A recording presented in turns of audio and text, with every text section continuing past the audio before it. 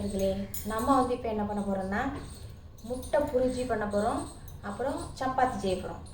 பாப்பாவுக்கு காலையில் கொடுத்து விட்றதுக்காக நம்ம ரெடி பண்ண போகிறோம். இப்போ எப்படி செய்யலாங்கிறத பார்க்கலாம் வாங்க. நான் எப்படி சப்பாத்தி போடுறேன், எப்படி முட்டை புரிஜி பண்ணுறேன், இதெல்லாம் பார்ப்போம் வாங்க. சிம்பிளான வேலை தான், டக்குன்னு செஞ்சிடலாம் வாங்க. வீடியோக்குள்ளே போகலாம். இப்போ வந்து முட்டை புரிஜி பண்ணுறதுக்கு தேவையான முக்கியமான பொருள் வந்து 4 முட்டை. 4 முட்டைக்கு 2 வெங்காயம் பார்த்துருங்க. ஆனால் இது கொஞ்சம் பெருசாக இருக்குது, அரை வெங்காயமாக இருந்தாலும் நல்லா பெருசாக இருக்குது. 2 வெங்காயம், 2 தக்காளி, 4 பச்சை மிளகாய், கொஞ்சம் கருவேப்பிலை, அதுக்கப்புறம் கொஞ்சம் ஜீரகம் போடணும் பார்த்துருங்க. கொஞ்சமாக ஜீரகம் போட்டுக்கணும். அதுக்கப்புறமா நமக்கு தேவைன்னா கொஞ்சம் வத்தப்பொடி போட்டுக்கலாம். இப்போ மிளகாய் உரைப்பே நம்மளுக்கு போதுமானது தான். கொஞ்சம் மஞ்சள்தூள், இவ்வளவுமே நம்ம போடணும் பார்த்துருங்க. போட்டு முட்டை புரிஜி பண்ணிடலாம் வாங்க. இப்போ வந்து சட்டி அடுப்பில் வச்சு தீயை பற்ற வச்சாச்சு. இப்போ நம்ம எண்ணெய் ஊற்றிக்கலாம். இப்போ வந்து நம்ம கொஞ்சமாக சீரகம் போட்டுக்கலாம்.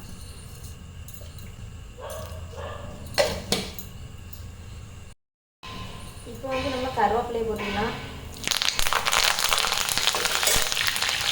அதுக்கப்புறம் நறுக்கிட்டு வெங்காயத்தை போட்டுக்கலாம். இது நல்லா பொன்னிறமாக வதங்கட்டும். இப்போ வந்து வெங்காயம் வந்து கொஞ்சம் ஓரளவுக்கு நல்லா வதங்கிட்டு பற்றிலாம். இப்போ வந்து தக்காளியும் பச்சை மிளகாயும் ஒன்றா தான் வச்சு வச்சுருக்கேன். இந்த 2ஐயும் போட்டுக்கலாம். நல்ல மசிய வேகிறதுக்கு வரணும். நல்ல மையாக வேக வைக்கணும். வெந்ததுக்கு அப்புறமா மஞ்சள், உப்பு இதெல்லாம் போடணும் தெரியுமா. இப்போ வந்து நம்ம கோதுமை மாவு எடுத்துருக்கோம் சப்பாத்திக்கு. அதில் கொஞ்சம் உப்பு போட்டுக்கலாம். உப்பு போட்டு தண்ணி ஊற்றி பிசைவோம். எவ்வளோ தண்ணி தேவையோ அவ்வளோ தண்ணி ஊற்றி நல்லா பிசைஞ்சிக்கலாம்.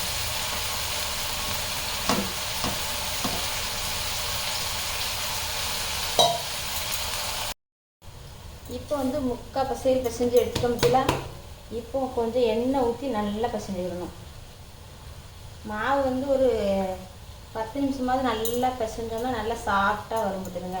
அதுவும் பாம்பேயில் உள்ள மாவு ரொம்ப அழகாக இருக்கும் பார்த்துருங்க. நம்ம ஊரில் உள்ள மாதிரிலாம் இருக்காது. சப்பாத்திலாம் இங்கே உள்ள சப்பாத்தி நீங்கள் ஊர்லலாம் சப்பாத்தியே சாப்பிட மாட்டியே. நானே அப்படி தான் இங்கேருந்து தான் மாவே கொண்டு போவேன். நம்ம ஊரில் எப்படி அரிசி வந்து வெரைட்டியாக இருக்கோ அதேமாரி இங்கே கோதுமை வெரைட்டியாக கிடைக்கும். நம்ம வந்து எவ்வளோ விலை கொடுத்து வாங்குகிறோமோ அவ்வளோ விலைக்கு சூப்பராக இருக்கும். அப்படி நல்லா இருக்கும். இந்த மாவில் அப்படி பாருங்கள், சாஃப்டாக ரொம்ப நல்லா பஞ்சு இருக்கும். மாவு வந்து நம்ம ஊரில் ஒரு மாதிரி திருன்னு இருக்கும். அப்படி இருக்கும். இங்கே நல்லா இருக்கும் திருங்க. சரி, நம்ம இப்போ நல்லா பிசைஞ்சு வச்சுட்டு உங்களுக்கு காமிக்கிறேன்னு. அதுக்குள்ளே முட்டை புரிஜியை ரெடி பண்ணிடுவோம். இப்போ வந்து நல்லா தக்காளி வந்து நல்லா வெந்துட்டு இருக்குல்ல. இந்த ஸ்டைலில் நம்ம எல்லா பொருளையும் போட்டு முட்டையை ஊற்றி எடுத்துட வேண்டியதான். துணி இது பார்த்தீங்கன்னா கொஞ்சம் உப்பு போட்டுக்கணும். உப்பு,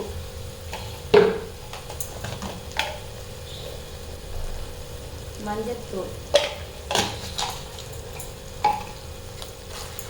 போட்டு நல்லா கிளறி விடணும்.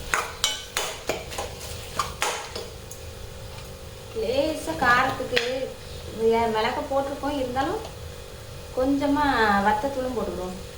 எனக்கு காரம் எல்லாம் போயிடும். நல்லா கிண்டி விட்டுட்டு முட்டையை 4 முட்டையும் நான் இதில் உடச்சி ஊற்றி வச்சுருக்கேன் பார்த்துருங்க. ஏன்னா நம்ம வீடியோ லென்த்தாக போகும்போதில் ஒன்று ஒன்றா உடச்சி ஊற்றிக்கிட்டே இருந்தால் அதனால் நம்ம முட்டையை உள்ளே ஊற்றிடுறோம். கிண்டுறதுக்கும் டக்குன்னு கிண்டலாம் பார்த்துருங்க. அதுதான்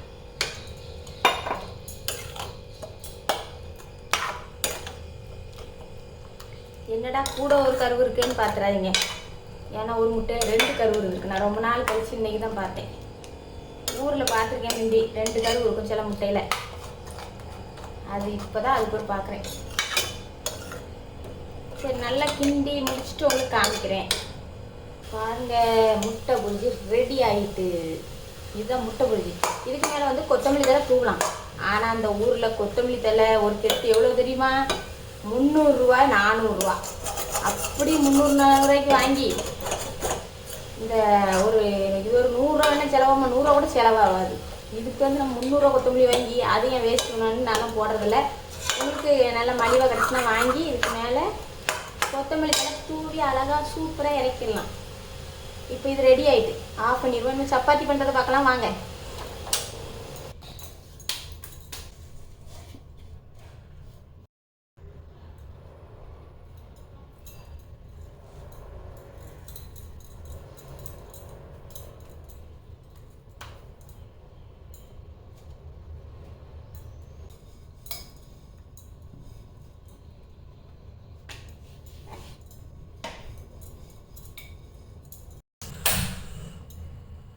இப்போ தோசைக்கெல்லாம் நம்ம அடுப்பில் வச்சுட்டோம்.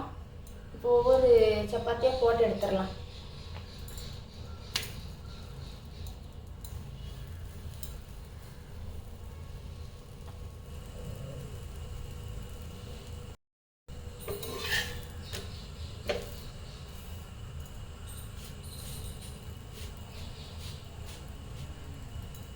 நீங்களாம் எப்படி சுடுவீன்னு தெரில, நாங்கள் இப்படி தான் சுடுவோம் தருங்க. எனக்கு தெரிஞ்ச ஸ்டைலில் சுட்டு காமிக்கிறேன் பாருங்கள்.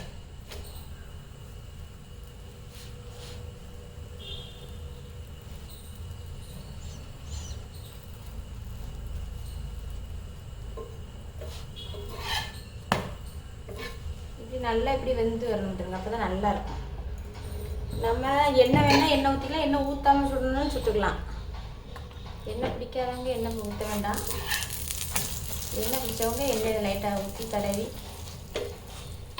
சுட்டுக்கோங்க, நல்லாயிருக்கும். சரி, இப்படி ஒவ்வொன்றா போட்டு எடுத்துக்கலாம்.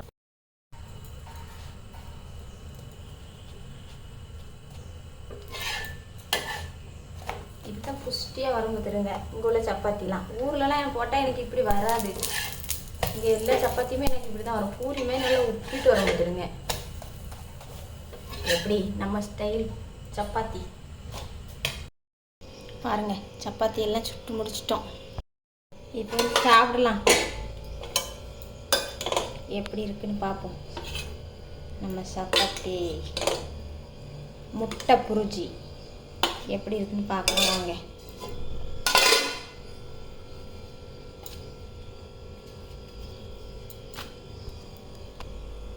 பார்த்தீங்களா? இது பார்த்தீங்கன்னா நம்ம வந்து சப்பாத்தி சாப்பிட போகிறோம். நம்ம சப்பாத்தியை பிச்சோன்னா சாஃப்டாக இருக்கும் தெரியுங்க.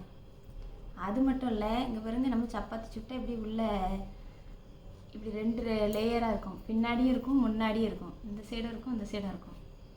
இங்கே அப்படி சாஃப்டாக வரும் பார்த்துருங்க. அதுதான் ஒரு ஸ்பெஷல் ஊரில். எடுத்துக்கிட்டோம்.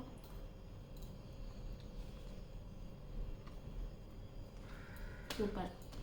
ஏன்னா குருமாவோட இதான் பிடிக்கும் பார்த்துருங்க, நல்லாயிருக்கும் சாப்பிட்றதுக்கு. எல்லாருக்கும் பிடிச்சிருக்கும் நினைக்கிறேன் இந்த வீடியோ. இதேமாதிரி முட்டை பிடிச்சி சப்பாத்தி செஞ்சு சாப்பிடுங்க. எப்படி இருக்குன்னு சொல்லுங்கள் கண்டிப்பாக. இந்த வீடியோ பிடிச்சிருந்தா லைக் பண்ணுங்கள், ஷேர் பண்ணுங்கள், கமெண்ட் பண்ணுங்கள். பாய்.